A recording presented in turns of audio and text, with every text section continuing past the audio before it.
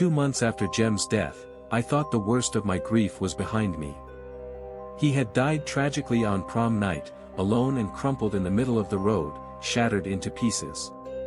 The driver who hit him had taken more than his life.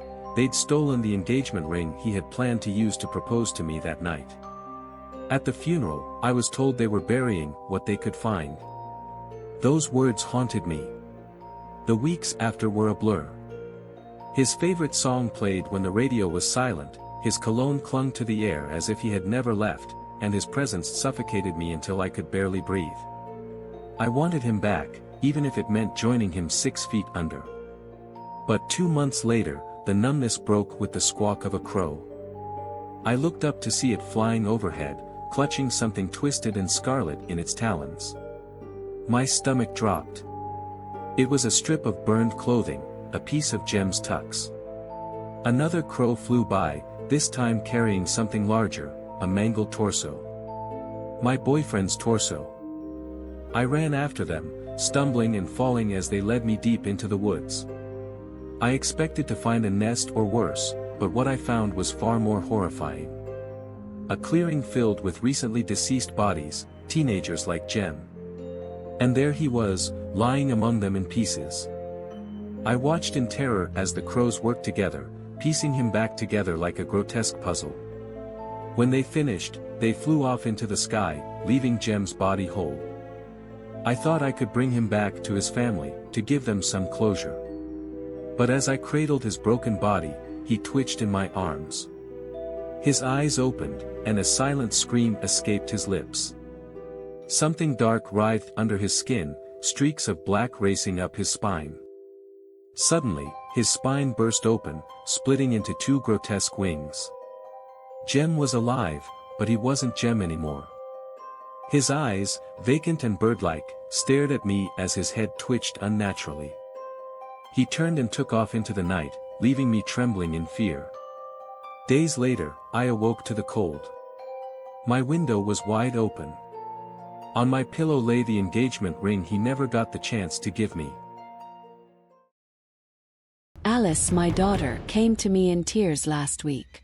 She'd discovered on Instagram that her best friend, Hannah, was having a birthday party. Every girl in their class was invited, except Alice. My heart broke for her as she clutched the personalized scented candle she'd made for Hannah, a gift she'd never get to give. To cheer her up, I planned a yes day, saying yes to everything she wanted. A beach walk, an arcade spree, her favorite Mexican food, and a spa night. But no matter how much fun we had, the pain lingered. That night, as we cuddled and watched TV, Alice drifted off in tears. My anger burned for her, but I kept it to myself. The next morning, chaos erupted. Hannah's party had turned into a nightmare. A fire broke out during the sleepover, killing 5 girls in their sleeping bags, along with Hannah's parents. Only Hannah survived, though barely. Her melted eyes told the story of the horror she endured. Alice, ever kind-hearted, insisted we visit her in the hospital with the candle she'd made. But something wasn't right. As I placed the candle back on the shelf, I felt an icy chill. The flame flickered, and the wax seemed to shift. That night, I found the engagement ring Jem had stolen returned to my pillow. It started as a joke, my brother's bizarre claim that fermented fingernails could summon an entity to fix your life. He swore by it, claiming it had cured his addiction. I laughed it off, until my gambling spiraled out of control. My wife was ready to leave, my bank account was empty, and I was desperate. I decided to try it. I let my nails grow, clipped them, and placed them in a jar with salt water to ferment. After 2 nauseating weeks, I swallowed the concoction, gagging as the putrid taste hit my throat. The world went white. A robed figure appeared before me, its face pale and void-like, its presence overwhelming. It stared at me with eyes of infinite darkness, and then, without warning, it slapped me across the face. A booming voice filled my mind. Of all the wonders of the world, you chose this? Fermenting your fingernails? Get your life together. The vision vanished as quickly as it came, leaving me trembling and ashamed. But from that day on, I never gambled again. The price of my desperation will haunt me forever. The air in the room was heavy, suffocating. The once vibrant walls now felt like they were closing in, echoing the sinister silence that had become my reality. I lay in bed, drenched in sweat, my body trembling with a fever I couldn't escape. My limbs felt like lead, pinned down by an invisible force.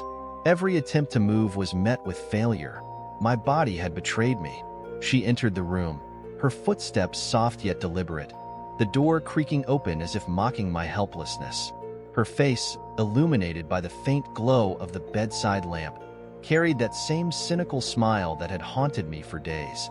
In her hands, she held a steaming bowl of soup, the aroma pungent, bitter, and unsettling. "It's time to eat," she whispered, her voice calm, almost soothing, as if she cared. But I knew better. My eyes narrowed, glaring at her with every ounce of strength I could muster, silently accusing her of what I knew she had done. It started with that tea, dark, bitter, and foreign. She claimed it was a special blend from South America, something new for us to try. That evening, I had barely taken a sip before the world spun out of control. My legs gave out beneath me, and my head struck the cold kitchen floor. Through half-closed eyes, I saw her, calm and composed, as she knelt to help me up. Since then, I had been trapped in this bed. She had taken everything from me, my strength, my freedom, even my phone. At night, I heard the soft click of the lock on my door, sealing me in this prison of her design. Escape was a distant dream. Tonight, her steps carried an unusual weight, her movements deliberate. She sat beside me, her gaze unblinking as she brought the spoon to my lips. I tried to resist, to keep my mouth shut, but my body refused to obey. She forced the bitter concoction down my throat, her hand brushing my hair in a mockery of tenderness. "You know who's coming over tonight?" she asked, her voice a mixture of excitement and malice. I stared at her, dread pooling in my chest. "Andrea," she said, her smile widening. "Remember her?" Panic flashed in my eyes. What did she want with Andrea? What was she planning? "What's wrong?" she taunted, her voice dripping with sarcasm. "I thought you'd be happy to see your mistress one last time." The doorbell rang, cutting through the tension like a knife. She stood and left the room, her sinister smile the last thing I saw before the door clicked shut behind her. Andrea. This was all about Andrea. My secret, the one I had buried so carefully, had surfaced. How had she found out? We had been careful, meeting only during the day, never leaving a trace. But now, I knew there was no escape. Moments later, the door opened again. Andrea entered, her expression calm, her presence a stark contrast to the chaos in my mind. My wife followed closely behind, her hand intertwined with Andrea's. My stomach dropped. "I did everything you said, babe," my wife said proudly, her voice carrying a twisted sense of accomplishment. "Very brave, babe," Andrea replied, leaning in to kiss her softly. My blood turned to ice. Andrea had planned this. She wasn't a victim. She was the orchestrator. My wife left the room to retrieve a bottle of wine, leaving Andrea alone with me. She stepped closer, her cold eyes locking onto mine as she reached into her pocket and pulled out a small vial filled with a green liquid. "This will end it all," she said softly, almost affectionately, as if offering me mercy. She uncapped the vial, letting a single drop fall onto my tongue. The liquid burned as it slid down my throat, my body convulsing in response. But she wasn't done. She added another drop into the wine glass my wife would soon drink from, her lips curling into a wicked smile. "Tonight, we celebrate," she whispered. The room spun as the truth crashed over me. There was no way around it. I was trapped in their web, a pawn in their sinister game. Darkness consumed me, but not before I saw Andrea raise the glass to her lips, toasting to my downfall.